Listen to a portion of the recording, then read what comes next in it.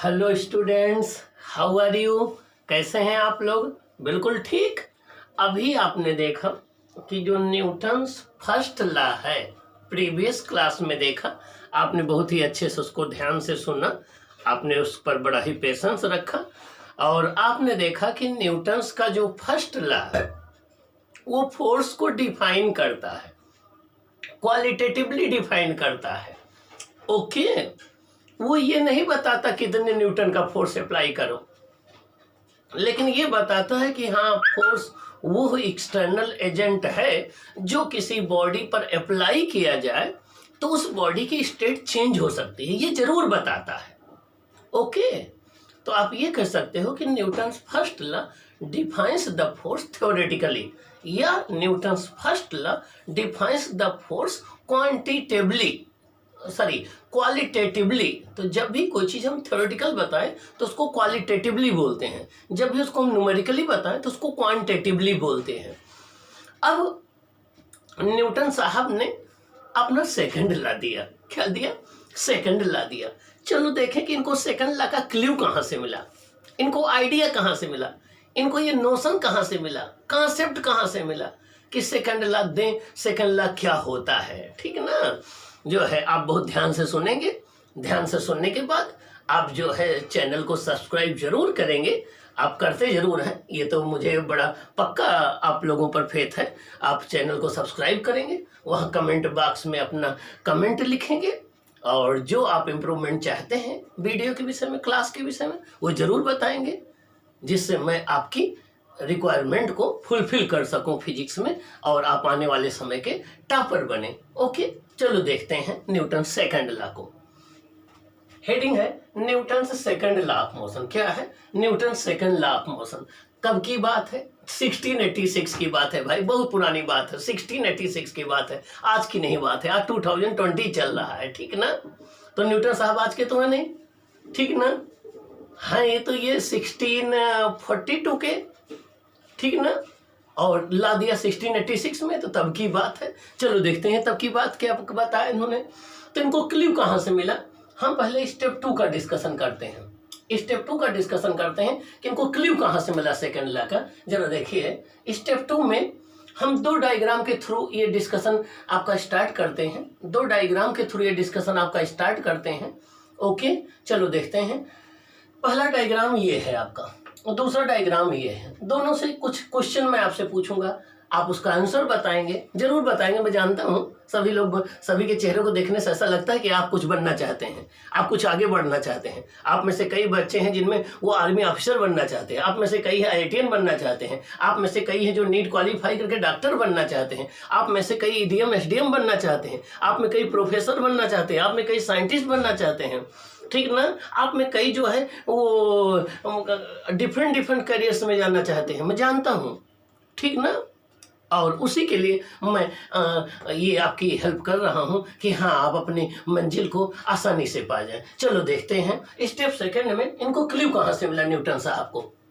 देखिए, पहला स्टेप ये है, ये कोई एक बाल थी, ये कोई एक बाल थी, ठीक ना? ये कोई एक बाल थी, ये इसका मास यम था। ये कोई एक बाल थी और इसका मास जो है वो यम था। ये कोई एक बाल थी बच्चों, इसका मास कितना था? यम था। कितना था बच्चों? यम था। ये कोई एक बाल थी जिसका मास यम था, ये यू मीटर पर सेकंड से जा रही थी। ये कोई एक बाल था, ये कोई एक बाल थी जिसका मास यम था, यू मीटर पर सेकंड से जा रही थी। कब? t = 0 सेकंड पर। और कहाँ पर मुझे मिली थी? A पॉइंट पर मिली थी। कहाँ पर मिली थी? A पॉइंट पर मिली थी। कहाँ पर मिली थी? A पॉइंट पर मिली थी। तो A पॉइंट पर हमें मिली थी t = 0 सेकंड पर, यू मीटर पर सेकंड से जा रही थी और यम इसका मास था। ये एक आपका प्लेयर था, ये एक प्लेयर था, बदमाश प्लेयर था। इसने क्या किया? अपने बैट से इस बॉल को हिट कर दिया या पुश कर दिया, ठीक ना? मीन्स ऐसा समझो कि एक बॉल है, वो यू वेलोसिटी से आ रही, एक प्लेयर है और देखा वो A पॉइंट पर स्टैंड था और जैसे बॉल को उसने देखा वैसे हिट कर दिया धड़ाम से, ठीक ना? ओके, अब क्या देखा गया? अब ये देखा गया कि जब वो बाल थोड़ी देर के बाद बी पॉइंट पर उसने देखा, उस प्लेयर ने, कि ये बाल बी पॉइंट पर पहुंच गई t=t सेकंड पर, अब उसकी फाइनल वेलोसिटी कितनी हो गई, v मीटर पर सेकंड हो, कितनी हो गई, v मीटर पर सेकंड हुई। और मास तो वही है, बाल भी वही है। ओके, अब उसने आकर के आपसे क्वेश्चन पूछा, आप 9th क्लास में हो, आप सभी यूके सर के स्टूडेंट हो, फिजिक्स गुरु के हो अपने स्टूडेंट। उसने आकर के आप सबसे एक क्वेश्चन पूछा, उस प्लेयर ने क्या कहा कि ये बताओ मेरे 9th के स्टूडेंट्स, आप सभी तो यूके सर से पढ़ते हो, ठीक ना, फिजिक्स जीनियस हो, आप ये बताओ कि उस प्लेयर ने कितना फोर्स अप्लाई किया, कितने न्यूटन का फोर्स अप्लाई किया इस बॉल पर। ये क्वेश्चन उस प्लेयर का था, किससे, आप लोगों से। अब आप लोग बड़े चक्कर में पड़ गए, बहुत परेशान हो गए, अरे इसका आंसर कैसे दिया जाए। फिर जैसे आप परेशान हो वैसे याद है, अरे इसका आंसर तो सर ने हमें बताया था, चलो जल्दी जल्दी अभी हम physics genius channel by doctor UK Mishra पर चलते हैं और वो वीडियो फिर से सुनते हैं, वहां पर उन्होंने इसका आंसर बताया था। और आप ऑल ऑफ सडन आपके चेहरे पर खुशी आ गई कि चलो देखें इसका जो है वो इसका आंसर कैसे निकालते हैं। देखिए, अब हमें इसका आंसर निकालना है कि उस प्लेयर ने कितना फोर्स अप्लाई किया, और ये आंसर निकालने के लिए आप जो है वो physics genius channel by doctor UK Mishra channel पर पहुंच गए। अब वहां क्या देखते हैं, वहां आप ये देखते हैं कि कैलकुलेशन कैसे किया गया है। चलो देखते हैं कैलकुलेशन कैसे किया गया है मैथमेटिकली। मैथमेटिकली का मतलब होता है कि किसी चीज को हम डराइव करके निकालें। चलो देखें मैथमेटिक्स के थ्रू। अब आप क्या देखते हो कि t=0 पर बॉल कहां पर थी, ए पॉइंट पर थी। t=0 पर बॉल कहां पर थी, ए पॉइंट पर थी। कहां पर थी, ए पॉइंट पर थी। उसका इनिशियल मोमेंटम कितना था, क्या इनिशियल मोमेंटम कितना था, P मतलब मोमेंटम, I का मतलब इनिशियल, P का मतलब मोमेंटम, I का मतलब इनिशियल। इनिशियल मोमेंटम कितना था, वो था मास इनटू इनिशियल वेलोसिटी, वो था मास इनटू इनिशियल वेलोसिटी, वो था mass into initial velocity equal to, और इनिशियल वेलोसिटी कितनी है, u, कितनी है, u। इनिशियल वेलोसिटी उसे कहते हैं जो t=0 पर होती है। t=0 पर जो वेलोसिटी होती है वो इनिशियल वेलोसिटी होती है। तो हो गया m इंटू यू, क्या हो गया, m इंटू यू। चलो ये बात समझ में आ गई भाई, मोमेंटम होता है mass into velocity. Initial momentum की बात कर रहे हैं तो इनिशियल वेलोसिटी इनटू मास आ गया। ये आपका फर्स्ट इक्वेशन बन गया, इसको हमने फर्स्ट इक्वेशन नाम दे दिया। यहाँ तक समझ में आ गया सभी बच्चों, हाँ आ गया। रेज योर हैंड, अपना हाथ उठाइए, वेरी गुड। स्माइल प्लीज, मुस्कुराइए, वेरी गुड। अब फिर देखिए t=t सेकंड पर आपने देखा कि बॉडी कहां पहुंच गई। t=t सेकंड पर बॉडी कहां पहुंच गई, बी पॉइंट पर। कहां पहुंच गई बच्चों, बी पॉइंट पर। कहां पहुंच गई बच्चों, बी पॉइंट पर। देखिए ये बी पॉइंट पर पहुंच गई, ये जा रही है, ये देखिए बॉडी जा रही, अरे बड़ी तेजी से जा रही। देखिए देखिए किस पॉइंट पर है, बी पॉइंट पर है। कितने सेकंड पर, t=t सेकंड पर। किस स्पीड से जा रही, v स्पीड से जा रही। क्या मास चेंज हुआ, नहीं, मास वही है। क्या चेंज हुआ, स्पीड चेंज हुआ। किसकी वजह से चेंज हुआ, इस प्लेयर की वजह से चेंज हुआ। क्यों, क्योंकि उसने हिट किया था। कितना हिट किया था, यही तो क्वेश्चन है। चलो देखे, अब देखा कि फाइनल मोमेंटम क्या हुआ, पी फाइनल। पी मतलब मोमेंटम, एफ मतलब फाइनल। फाइनल मोमेंटम हुआ P F equal to M into V F. M मतलब हो गया मास, वी एफ मतलब हो गया फाइनल वेलोसिटी। तो मास इंटू फाइनल वेलोसिटी आपने मल्टीप्लाई कर दिया तो इसका फाइनल मोमेंटम पता कर लिया। ये दोनों आपने बॉडी को देख करके पता किया। मींस फाइनल वेलोसिटी आपको दी हुई थी, इनिशियल वेलोसिटी दी हुई थी, मास दिया हुआ था, तो आपने फाइनल मोमेंटम निकाल लिया। ये आपने दूसरा स्टेप कर लिया। अब तीसरा स्टेप आपने क्या किया कि चेंज इन मोमेंटम निकालना है। क्या निकालना है, चेंज इन मोमेंटम निकालना है, delta P. Change in momentum delta P निकालना है। जब किसी भी क्वांटिटी में चेंज निकालना होता है बच्चों तो उसके आगे डेल्टा लग जाता है। क्या लग जाता है, डेल्टा लग जाता है। अगर वो लार्ज चेंज है तो डेल्टा लग जाता है, स्मॉल चेंज है तो उसका इसमें। हेलो स्टूडेंट्स, हाँ अब क्वेश्चन ये अराइज होता है कि चेंज इन मोमेंटम क्या होगा। क्या क्वेश्चन अराइज होता है कि चेंज इन मोमेंटम क्या होगा। क्या क्वेश्चन अराइज होता है कि चेंज इन मोमेंटम क्या होगा। और चेंज इन मोमेंटम को हम लोग डेल्टा पी से डिनोट करते हैं। किससे डिनोट करते हैं, डेल्टा पी से डिनोट करते हैं। तो जब भी किसी भी क्वांटिटी में चेंज निकालना होता है तो उसको डेल्टा से ही डिनोट किया जाता है। जब भी किसी क्वांटिटी में चेंज निकालना होता है तो उसको डेल्टा से डिनोट किया जाता है। तो देखिए change in momentum delta P होगा।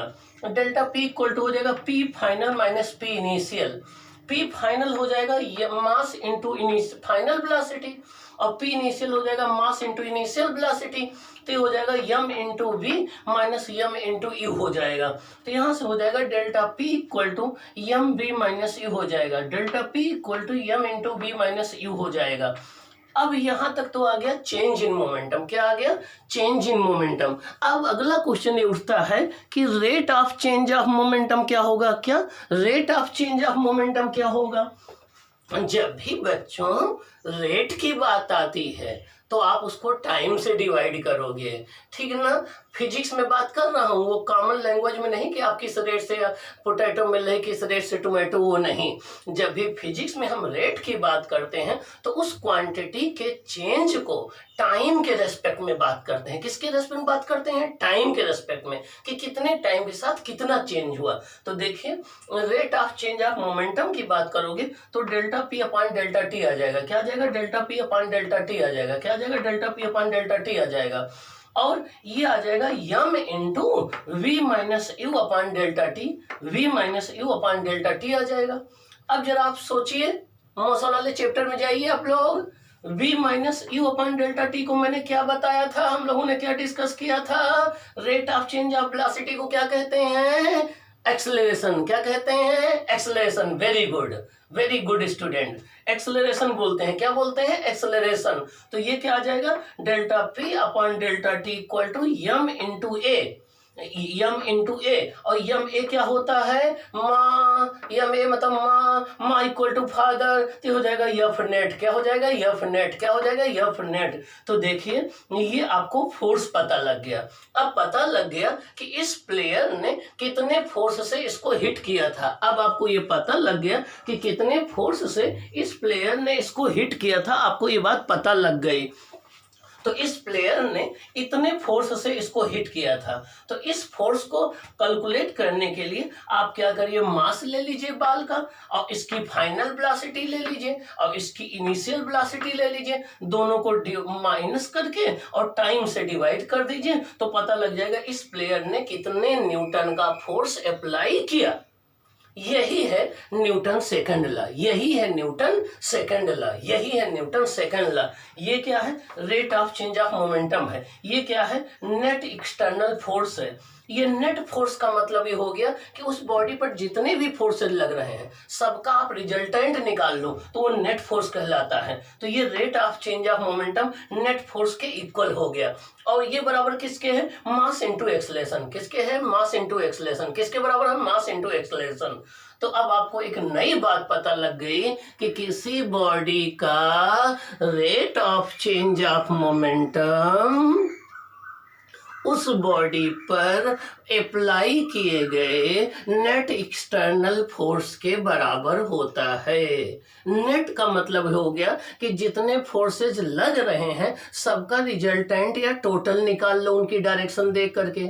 एक्सटर्नल का मतलब होता है कि बाहर से जो बॉडी, देखिए जब भी फोर्स की बात करते हैं तो दो चीज इन्वॉल्व होती है, कौन बॉडी फोर्स अप्लाई कर रही, किस पर अप्लाई कर रही। ये तो क्वेश्चन आप हमेशा पूछ सकते हैं, कौन बॉडी फोर्स अप्लाई कर रही, किस पर अप्लाई कर रही है। तो एक्सटर्नल फोर्स का मतलब हो गया कि उस पर बाहर से जो फोर्स अप्लाई किया जा रहा है अदर बॉडी के द्वारा, जैसे यहाँ इस बॉल पर प्लेयर बॉल हिट कर रहा है तो ये एक्सटर्नल फोर्स हो गया। तो किसी बॉडी के रेट ऑफ चेंज ऑफ जो मोमेंटम है वो उस बॉडी के पर अप्लाई किए गए नेट एक्सटर्नल फोर्स के इक्वल हो गया। यहाँ से आपने उसका आंसर दे दिया प्लेयर का। प्लेयर बड़ा खुश हो गया कि अरे आपके 9th क्लास के बच्चे तो बड़े जीनियस हैं, बड़े ब्रिलियंट हैं, उसको बड़ा मजा आया। तो आपने कहा कि मैं तो जीनियस हूँ ही, मैं तो जीनियस यूके मिश्रा सर से पढ़ता हूँ तो मैं तो जीनियस रहूंगा ही रहूंगा। अब देखिए एक दूसरा क्वेश्चन हाईलाइट होता है, इसको आप देखिए। ये कोई एक यम मास की, देखिए अब दूसरा क्लू न्यूटन को कहां से मिला, ठीक ना। पहला क्लू तो यहां से मिला कि फोर्स कैसे कैलकुलेट करते हैं, कितने न्यूटन का फोर्स। तो देखिए अब पता लगा कितने न्यूटन अप्लाई किया ना, तो वो न्यूटन का सेकंड लॉ फोर्स की क्वांटिटेटिव डिफिनेशन देता है, क्वांटिटेटिव वैल्यू देता है। क्वांटिटेटिव मतलब ये बता देता है कि कितने न्यूटन का फोर्स अप्लाई करो, जबकि न्यूटन का फर्स्ट लॉ केवल डिफाइन करता था थ्योरेटिकली, वो न्यूमेरिकल वैल्यू नहीं बताता था। ये न्यूमेरिकली बताएगा कि कितने न्यूटन का फोर्स अप्लाई करो। ओके, अब न्यूटन साहब को हम सेकंड क्लू कहाँ से आया, सेकंड आइडिया कहाँ से आया, सेकंड कॉन्सेप्ट कहाँ से मिला, सेकंड नोशन कहाँ से मिला। नोशन मीन्स होता है कॉन्सेप्ट। तो वो देखिए, अब यहाँ से एक क्वेश्चन मैं फिर आपके सामने रख रहा हूँ। क्वेश्चन मैं आपसे ही पूछूंगा, आंसर आप ही बताओगे, ठीक ना। बहुत गुस्सा रहोगे, सर हमेशा क्वेश्चन ही पूछते हैं, मैं तो पूछूंगा भाई, ठीक ना। आंसर आप बताओगे, क्वेश्चन मैं बात पूछूंगा। चलो देखते हैं, ठीक ना। ओके, ये कोई एक m1 मास की बॉडी है, आपने इस पर यह फोर्स अप्लाई किया डेल्टा टी सेकंड के लिए। देखिए, यह फोर्स अप्लाई किया डेल्टा टी सेकंड के लिए, इसको वेलोसिटी v1 मिल गई, इसको वेलोसिटी v1 मिल गई ना। m1 मास की एक बॉडी थी, यह आपने फोर्स अप्लाई किया डेल्टा टी टाइम के लिए अप्लाई किया, इसको वेलोसिटी कितनी मिल गई, v1 मिल गई। क्या मिल गई बच्चों, v1 मिल गई। अब सेकंड देखिए, ये एक बॉडी है, इसका मास m2 है। देखिए बहुत छोटी सी है, वेरी स्मॉल है, लाइटर बॉडी है। ये लाइटर बॉडी है, हेवियर बॉडी है, ठीक ना।